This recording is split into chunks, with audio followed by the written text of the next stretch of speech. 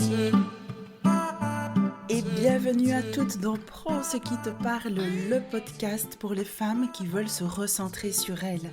Je suis Amanda, professeure de yoga avec une approche de développement personnel. Dans ce podcast, je partage avec vous mes connaissances et mes propres expériences, un peu comme une copine qui vous envoie un mémo vocal, le tout sans chichi. Alors avant d'aller plus loin, sachez que j'ai un petit cadeau pour vous, une to-do list qui vous accompagnera dans ce doux retour à soi. 50 idées d'actions concrètes, le but n'étant pas de toutes les cocher, évidemment, mais simplement de se mettre en mouvement vers soi.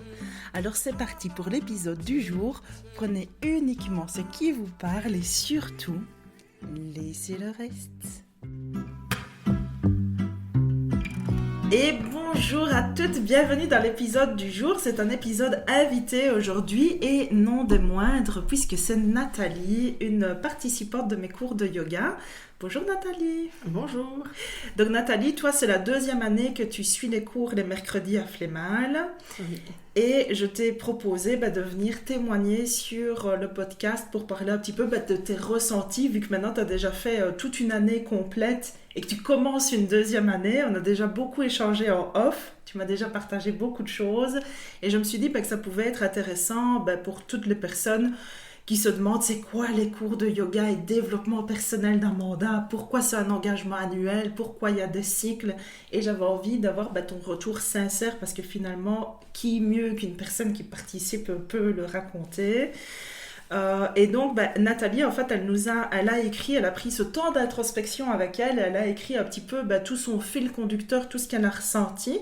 Donc je vais te proposer Nathalie, si tu es d'accord, peut-être de lire ceci tout en expliquant naturellement. Je vais essayer, donc en fait je suis très mal à l'aise comme ça en audio, donc c'est pour ça que j'étais partie par un écrit, et donc je vais essayer quand même d'être naturelle et pas trop replongée dedans. Donc en fait je suis arrivée dans les cours d'Amanda parce que j'étais déjà en introspection. J'étais vraiment pas trop bien et j'avais vraiment identifié le fait que je ne faisais pas grand chose pour moi, et donc j'étais complètement déséquilibrée et donc je cherchais une pratique que mon cours pouvait supporter parce que j'étais un peu à fond dans tout. Je fonctionnais par objectif ou obligation, et donc je cherchais une pratique douce.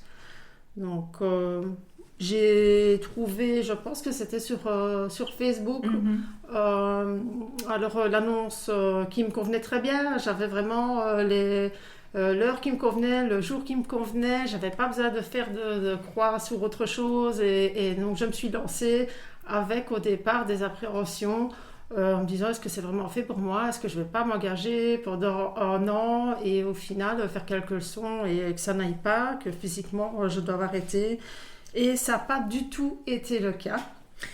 Je me rappelle que tu m'avais dit qu'il y a un truc qui t'avait, entre guillemets, un peu fait peur. C'était que moi, je mets toujours dans mes conditions, en fait, je préviens que c'est très doux, mais que ce n'est pas pour les personnes qui ont des grosses maladies ou des gros problèmes de douleur, parce qu'on bouge quand même, évidemment, on utilise quand même son corps. Et toi, au départ, ça te faisait un peu peur. Tu te disais, mince.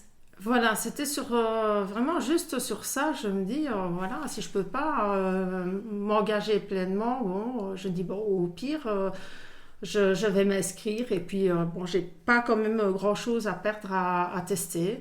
Et donc, en fait, les cours d'Amanda sont tellement dans le respect, dans les limites de ce qu'on ressent, que ça s'est passé vraiment tout en douceur. Et donc...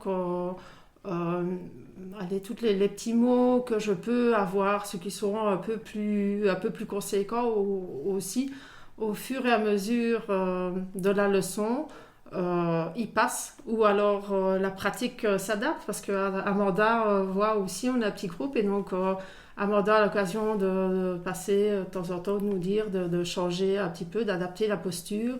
Et pour moi, après cette année, je vois qu'en fait, j'ai pas eu de soucis à suivre, et je rempile pour une 2e année. Voilà, donc je ne sais pas. Mais je suis super contente parce que c'est vrai que pour moi, c'est important de mettre ça en avant parce que Pour moi, ça reste du yoga doux, qui est vraiment axé retour à soi. En plus, j'ai des thèmes de développement personnel. Mais quand je dis yoga doux, ben parfois, il y a des personnes qui comprennent ça comme si c'était juste de la relaxation, tu vois. Et alors après, j'ai des personnes qui sont très, très, très limitées dans leur mouvement. Et chez elles, ça peut être frustrant, en fait, si la personne vraiment, au moindre mouvement, a mal quelque part, ou qu'elle ne peut ni plier le genou, ni lever le bras, ni se pencher en avant, à un moment donné, ça reste du mouvement, tu vois. Donc c'est vrai que je mets ça en avant. Et puis quand tu m'as fait ce retour-là, je me suis dit que c'était quand même important de préciser que ça reste doux. C'est juste vraiment les personnes qui ont des grosses, grosses contraintes articulaires à qui ça ne conviendra pas. Mais c'est vraiment un yoga qui est, je pense, accessible au plus grand nombre. En fait. Je pense qu'au contraire, moi, il m'a vraiment fait beaucoup de bien parce que je suis arrivée très crispée au cours, avec une respiration relativement bloquée. Et maintenant, c'est plus du tout le cas. En fait, je respire bien mieux, mon corps est délié. Alors, un jour et pas l'autre, hein, ça peut arriver de temps en temps que j'ai des douleurs qui persistent. Mais je pense que sur une année, c'est peut-être arrivé 2 fois où j'arrive avec des douleurs et que je ressorte, que j'en ai toujours. Donc, il y a vraiment un bienfait qu'on ne peut pas s'imaginer. Mais ça, c'est vraiment parce que tu insistes, je pense, sur le respect. Donc au départ, quand je suis arrivée, j'essayais de faire les postures du mieux possible. Et bon, j'étais trop blottante presque à un certain moment. Et au final, à force de t'entendre nous dire qu'il faut se respecter, qu'il ne faut pas aller au-delà de ce que le corps veut bien nous laisser faire, d'adapter aussi un peu les mouvements. J'ai vraiment que du bonheur à venir et donc quand je repars en général je suis calme et détendue et je me sens vraiment beaucoup plus légère et puis bon, je suis repartie pour la soirée dans un autre monde. J'arrive vraiment des fois où je suis coincée partout et puis je pars du cours, je suis très bien. En plus des bienfaits pour le corps, il y a toutes les petites graines que tu distribues chaque semaine au cours et sur les réseaux. Je m'en sers quand même pas mal, ça me fait vraiment beaucoup de bien. Et puis tout nous apprend à nous écouter notre corps, à respecter nos limites, à respirer, à ressentir, prendre le temps. Et du coup, moi je peux vraiment m'accorder ce moment-là sans culpabiliser. Et puis ça m'a permis lentement de me reconnecter à mes besoins. Tu nous expliques aussi le cycle des saisons. Et donc du coup, j'accepte mieux les fluctuations d'énergie. Voilà, et j'agis en conséquence. J'essaye de plus fonctionner à l'envers, j'essaye de plus me forcer. Et je trouve quand même ma vie plus fluide et pour synthétiser mes débuts, je suis arrivée comme une vieille branche, pleine de nœuds, complètement épuisée, et j'arrivais pas à faire le vide. Et puis je repartais comme s'il y avait le feu chez moi. Je pense que tu t'en es rendu compte. Au début, c'est un truc qui arrive souvent. Hein. Et puis au fur et à mesure des séances, je me suis apaisée et j'ai commencé à être attentive à ma posture, à ma respiration, tension. Et tes petites graines ont germé. Et après 1 an de cours avec toi, après avoir suivi ton atelier Vive qui m'a vraiment fait beaucoup, beaucoup de bien.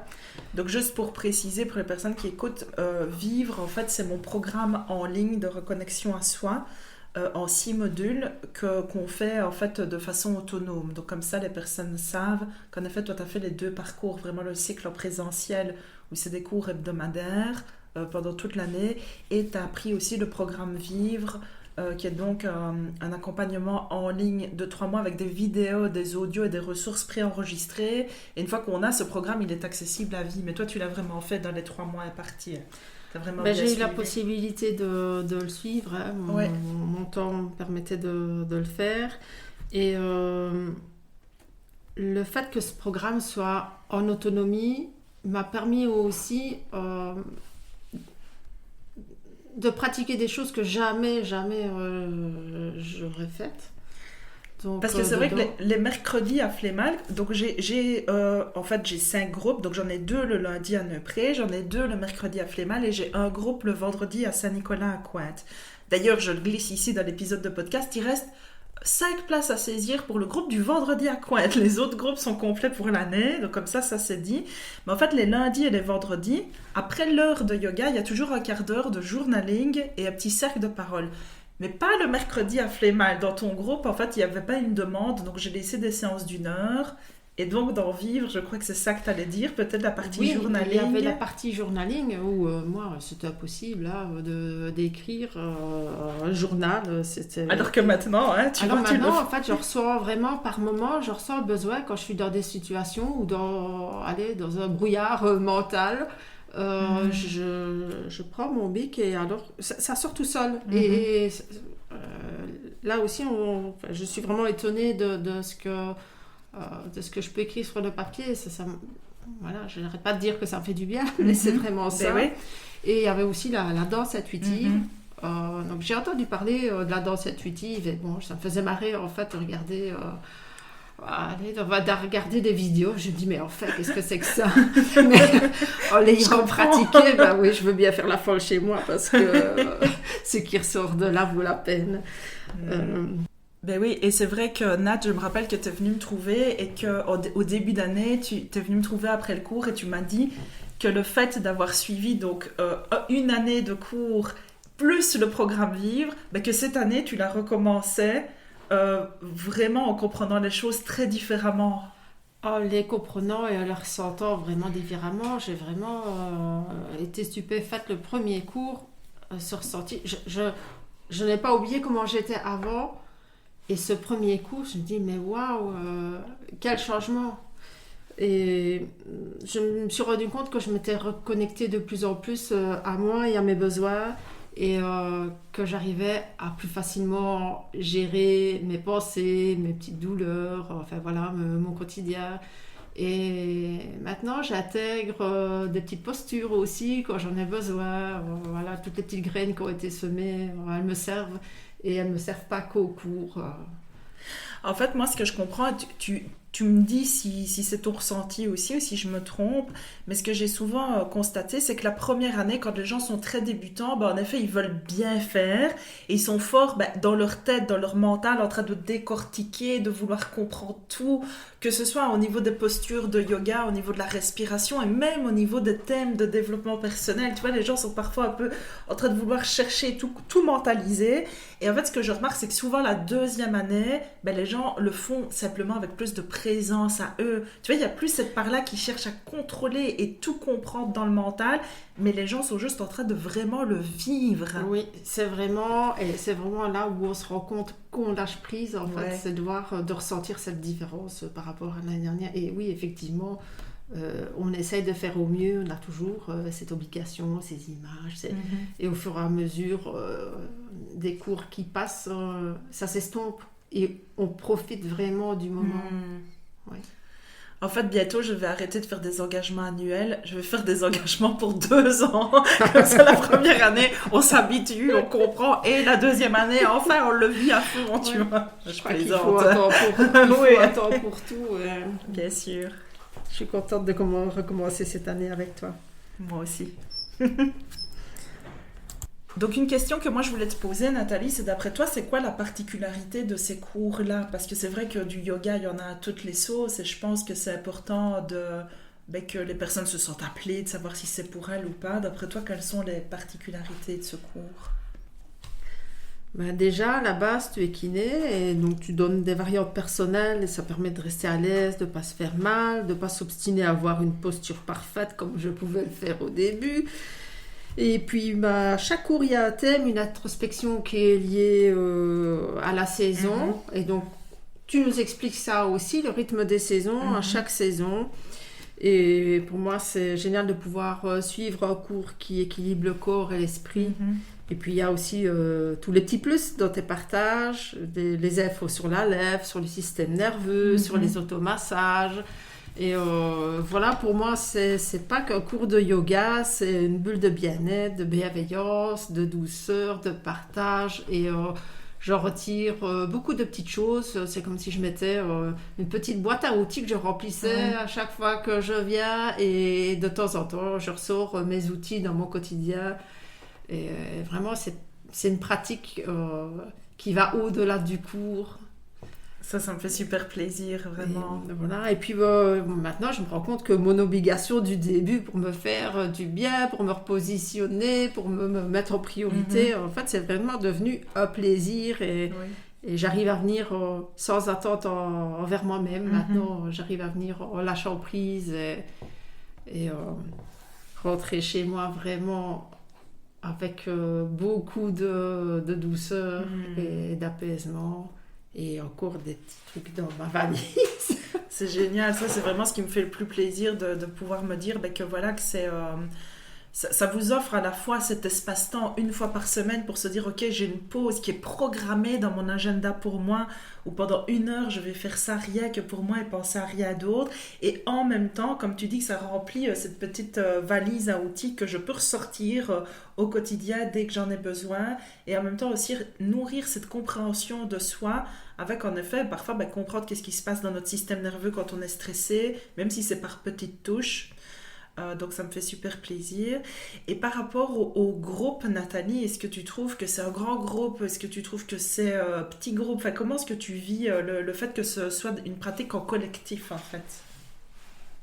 C'est très bien parce qu'il y a quand même une dynamique, on sent une énergie commune. Comme on pratique en petit groupe, ça te permet de passer près de chacun et de voir un peu s'il y a des douleurs ou voilà, et de laisser un petit mot dans l'oreille pour adapter la pratique, la posture. Et puis bon, j'ai déjà vu des petits gestes de bienveillance où tu recouvres quelqu'un quand on est sur la fin en méditation. Et donc c'est vraiment des cours qui sont plein de douceur et de bienveillance. Et moi, je ressens ça aussi de manière générale dans les groupes. C'est un truc que les gens me disent beaucoup. C'est qu'en effet, il y a la bienveillance que moi j'amène parce que c'est mon objectif aussi, que ce soit des bulles de douceur. Mais en fait, le fait qu'il y ait ce cadre aussi qui soit mis, je trouve que tous les gens... ça porte aussi entre eux cette bienveillance, en fait, tu vois. Parfois, il y a votre groupe, j'ai un groupe avant vous, avec notamment une dame qui est un peu plus âgée, qui a une canne et tout ça, je sais pas si tu l'as déjà vu. Il y a tout le monde dans son groupe qui se lève, qui va l'aider à la fin du cours, et parfois même les gens de votre groupe vont aider cette dame-là. Enfin, tu vois, je trouve qu'il y a toujours un esprit de vraie bienveillance, en fait, qui fait du bien, je trouve, dans le quotidien, dans une semaine, de retrouver des gens qui sont dans cette même dynamique, qui sont là, tous pour se faire du bien, et quand on veut se faire du bien, on a envie de le faire aux autres aussi, quoi, tu vois.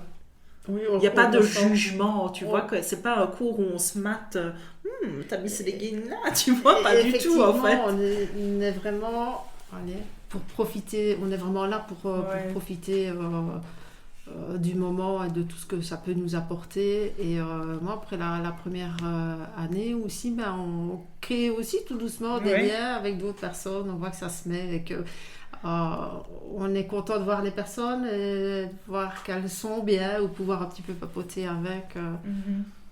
C'est chouette. Oui, c'est très très chouette. Nathalie, qu'est-ce que tu dirais à quelqu'un qui hésite, en fait, quelqu'un qui se dit « Oh, j'ai envie, ça me parle », mais il y a des personnes parfois qui ont un peu de frein, qui ont peur de leurs émotions, par exemple, ou qui ont peur de se dire... qui ont peut-être peur, qui sont timides, tu vois, de se dire, d'être en groupe, tu vois, voilà, qu'est-ce que tu pourrais dire à ces personnes-là? Il y a tellement de bienveillance de ta part et dans les groupes qui sont créés qu'il ne faut pas avoir ce frein parce que on ne peut que s'y sentir bien. Il n'y a pas de jugement et les émotions, tout le monde en a, donc de temps en temps elles ressortent et si c'est pas ça peut être l'autre et au cours on s'y sent pas mal quoi. Et puis dans le lâcher prise on se donne le droit aussi de les avoir ces émotions. Je pense que ça fait aussi partie de tout ce que tu nous permets parce qu'en général on est cadré par beaucoup de choses et les émotions on doit les mettre de côté. Et on les met de côté, on doit, c'est peut-être pas le mot, et là c'est vraiment un espace où on peut se laisser aller. Qu'est-ce que ça peut changer dans la vie des gens de suivre ce cours-là pendant 1 an ou pendant plusieurs cycles? Qu'est-ce que ça peut changer? Qu'est-ce que ça peut apporter? Parce que les gens s'imaginent parfois, est-ce qu'il faut être souple? Est-ce que je vais être plus souple? Mais tu vois, je crois qu'on va un peu plus loin que ça, tu vois. Oui, moi qui suis arrivée comme une branche d'arbre. On est quand même un peu plus souple. On est quand même un petit peu plus souple, oui. Une fois, j'ai une personne qui m'a dit, je vais le dire dans l'épisode de podcast, tu sais bien ce que je vais dire, à mon avis. Le spaghetti cru. Le spaghetti cru. En fait, une fois, j'ai quelqu'un qui m'a dit, je suis arrivée comme un spaghetti cru, je suis repartie comme un spaghetti cuit. Et maintenant, j'ai une posture que j'appelle le spaghetti cuit, tu vois. Et je m'en sers aussi hors des cours du spaghetti cuit. Excellent. Tu peux reformuler ta question parce que tu m'as perdu. C'est pas grave. Donc, en effet, il y a les effets sur le corps. Voilà, on le sait bien que ça nous détend, que ça peut, en effet, un peu assouplir le corps. Mais je pense que c'est pas l'objectif premier. Et d'après toi, quels sont les plus grands bénéfices que peuvent retirer une personne de ces cours? Le retour à soi, le respect de ses limites. Et puis, voilà, tout doucement, après la première année, tout doucement le lâcher prise. C'est le thème du prochain cycle qui arrive ici. Le cycle novembre-décembre. Vraiment, allez. Quand je dis que ce n'est pas qu'un cours de yoga, c'est très très... Allez, je pense aussi que c'est vaste ce que ça peut apporter, puisque ça dépend de l'évolution de chacun, mais ça donne tellement de possibilités de se retrouver et de s'adapter et de changer, que celui qui a envie de se refaire un redémarrage, il peut y aller. Hein. C'est ça. Mais c'est vraiment l'approche développement personnel qui est en effet personnelle. Donc chaque personne peut arriver avec son bagage et en fonction de où elle en est, les effets seront un peu différents. Mais tu l'as très justement dit, ce retour à soi, cette reconnexion à soi. Oui, et donc je pense que c'est ça que j'ai ressenti quand je suis venue au cours et que je me suis sentie tout de suite au bon endroit. C'est vraiment ce que j'avais besoin. Quelque chose qui allie le corps et l'esprit et m'obliger un petit peu à me respecter un peu plus et à me remettre en priorité. Et ça, c'est aussi vraiment en lien avec ton atelier Vivre. Nathalie, un tout grand merci pour d'avoir répondu présente à cet épisode de podcast. Je sais que c'est pas toujours très facile quand on n'est pas habitué. Moi aussi, pour moi, c'était un peu calvaire. Et je sais qu'en plus, tu l'as fait, tu m'as dit, tu sens vraiment qu'il y a une raison derrière. Et je crois qu'il y a beaucoup, tu me dis si je me trompe, mais qu'il y a beaucoup de sororité dans le fait d'avoir accepté, tu vois, de se dire que tout le bien que ça nous apporte, mais c'est dommage de le garder pour soi parce qu'on sait que ça peut faire du bien à d'autres personnes. Exactement. Je ne l'ai pas fait pour moi. Ça vraiment pas parce que ceux qui me laissent, ils savent vraiment que c'est pas ma tasse de thé. Pour Amanda en partie parce que vraiment tout ce qu'elle a à partager, ça n'a pas de prix. Ne me fais pas pleurer. Mais je pense que s'il y a des personnes chez qui ça fait écho, il faut vraiment pas hésiter. Merci beaucoup Nathalie, j'ai beaucoup aimé t'entendre parler de tout ça avec autant de sincérité, autant de profondeur. Moi, ce que je retiens vraiment de ton parcours et de ce que tu racontes et ce que j'ai envie de mettre en avant pour les personnes qui nous écoutent, c'est vraiment de comprendre que tout ce chemin de retour à soi, il se fait avec lenteur, avec douceur, et qu'il y a vraiment des étapes, tu vois, qu'il y a vraiment des couches. Et j'ai vraiment bien aimé entendre qu'au début, tu as eu des premiers effets, de te sentir plus légère, de mieux respirer, de sentir ton corps qui se détend, mais que finalement, quand tu recommences cette année-ci avec tout ce que tu avais déjà travaillé, qu'en fait, tu le vis autrement en fait, parce que tu vois, tu as déjà passé un sas et maintenant tu en profites mieux, donc c'est normal pour les débutants de ne pas ressentir tout de suite la grande libération et que c'est aussi dans la répétition qu'on intègre les choses en profondeur et quand on redémarre sur une même base, qu'on se dit « Waouh, j'ai changé », c'est là qu'on s'en rend compte. Oui. En fait, quand on est en train de changer, on ne s'en rend pas compte. C'est souvent par après, tu vois, qu'on se dit « Ah ben oui, j'en étais pas à ce point-là, quoi, tu vois. » Avec les congés entre 2024 et 2025, ça permet de ne plus avoir, de ne plus être dans le flux. Oui. Et ça m'a vraiment permis de voir une différence, mais elle est phénoménale. Ouais. Est-ce que ton compagnon, il remarque aussi ça? Je ne sais pas. Tu en as pas parlé? Parce que parfois, les proches, l'entourage le remarquent aussi. Tu vois, quand les personnes changent. J'espère, oui. Mais je suis toujours en cheminement, en changement. Bien sûr. Et tous les petits outils, je m'en sers. Mais plus je pense quand même que plus on s'en sert et mieux on se sent après et plus on évolue. Donc quand je dis cheminement, bon voilà. Donc je ne sais pas ce qu'il a vu. Probablement quand même des changements. Hein, mais, merci beaucoup pour toutes les personnes qui nous écoutent. Eh bien, écoutez, si ça vous dit d'intégrer un cours pour toute une année, il faudra vous inscrire à la newsletter parce que les places, elles coûtent cher, entre guillemets, dans le sens où, en général, les gens gardent leur place pour l'année suivante. Donc, en vous inscrivant à la newsletter, vous serez au courant du prochain cycle de septembre de l'année prochaine. Sauf, petite exception, pour le nouveau groupe des vendredis, donc à Saint-Nicolas. Ça se trouve vraiment près de Cointe, près du boulevard Cléère, une très jolie salle. Et là, il y a encore 5 places à prendre. Vous pouvez vous engager soit pour le cycle lâcher prise, donc ce sera 6 séances, 6 vendredis, soit vous vous engagez pour le reste de l'année jusqu'en juin. Moi, je trouve que c'est quand même mieux. Et je laisse les places ouvertes parce que je trouve ça dommage de continuer l'année alors qu'il y a des places qui sont encore disponibles. Mais c'est clair que l'année prochaine, ce sera un engagement annuel pour ce groupe-là aussi. Et j'espère que vous avez compris pourquoi maintenant c'est important de vraiment suivre tout ce processus, tout ce cycle avec les fils conducteurs qu'il y a entre les séances. Est-ce que tu voulais ajouter quelque chose, Nathalie, ou c'est bon pour toi? Non, c'est bon pour moi. Merci beaucoup et à tout le monde, je vous dis à tout bientôt pour un prochain épisode.